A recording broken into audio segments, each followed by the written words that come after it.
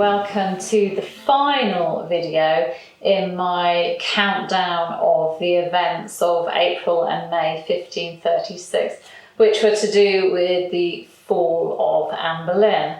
Now, I did tell you that I was finishing with Queen Anne Boleyn's execution on the 19th of May, but I just wanted to do this extra video just because I think this is so awful what happened on this day in history, just the day after Anne's execution, and I just wanted to tell you about it.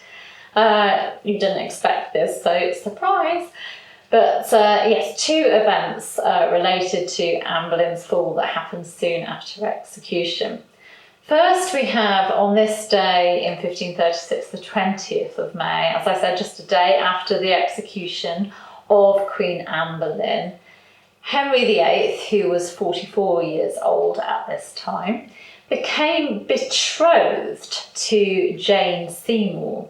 Now, Jane Seymour had served Queen Anne Boleyn as maid of honour.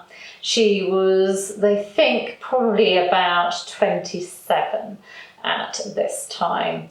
And the two of them became betrothed on the 20th of May 1536. Imperial Ambassador Eustace Chapuis recorded the betrothal, writing that Mrs. Seymour, that's Seymour, came secretly by river this morning to the King's lodging, and that the promise and betrothal was made at 9 o'clock.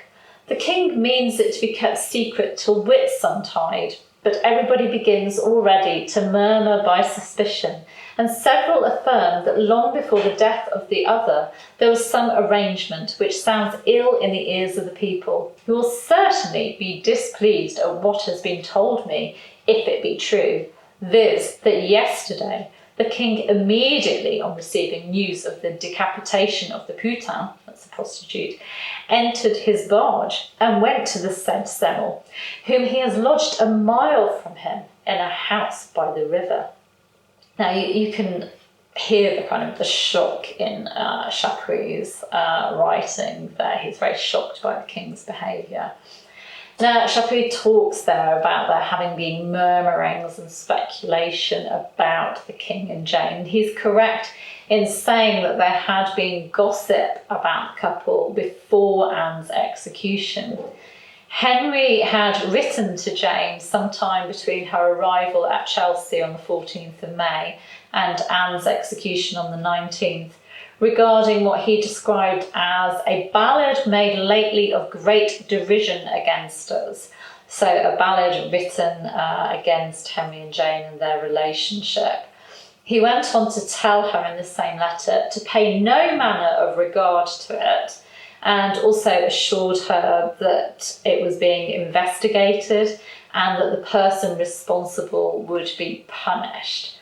He signed off saying, "Thus hoping shortly to receive you in these arms, I end for the present your own loving servant and sovereign." Fast forward 10 days, so they got betrothed on the 20th of May 1536. We fast forward to the 30th of May 1536, so 10 days after their betrothal and 11 days after the execution of Queen Anne Boleyn. Henry and Jane got married. They weren't wasting any time, were they? They got married in the Queen's Closet at Whitehall Palace, the property that the King had renovated with Anne Boleyn and where he, of course, had married Anne Boleyn.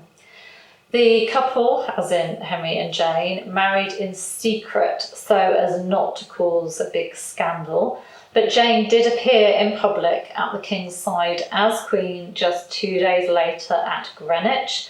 And then on the 4th of June 1536, also at Greenwich, she was proclaimed Queen.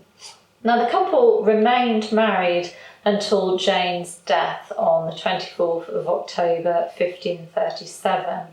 This was 12 days after the birth of a son, the future King Edward VI. So not a very long marriage, but a successful one in that Henry finally got what he wanted and needed, a surviving legitimate son who would, of course, take the throne after his death.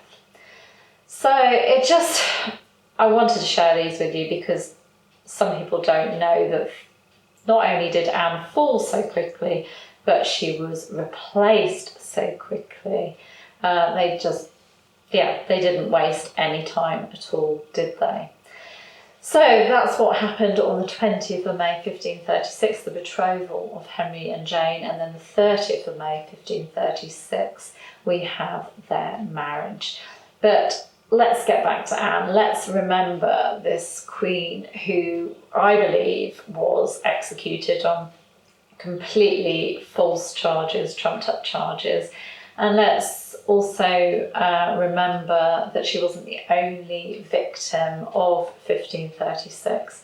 We've got the 5 men who died either alongside, or not on the same day, but for the same crimes. So we have Queen Anne Boleyn, her brother George Boleyn, Lord Rochford, Sir Henry Norris, Sir Francis Weston, William Brereton and Mark Smeaton, all losing their lives. And we also have to think that they weren't the only victims. They had families. We have little Elizabeth being left without a mother. We have Anne's family, the Boleyns, her parents, her sister George's family as well. We have Jane Boleyn being left a widow. We have the wives of the other men, if they had them. We have their parents, we have their children, you've got aunts, cousins, uncles, all sorts.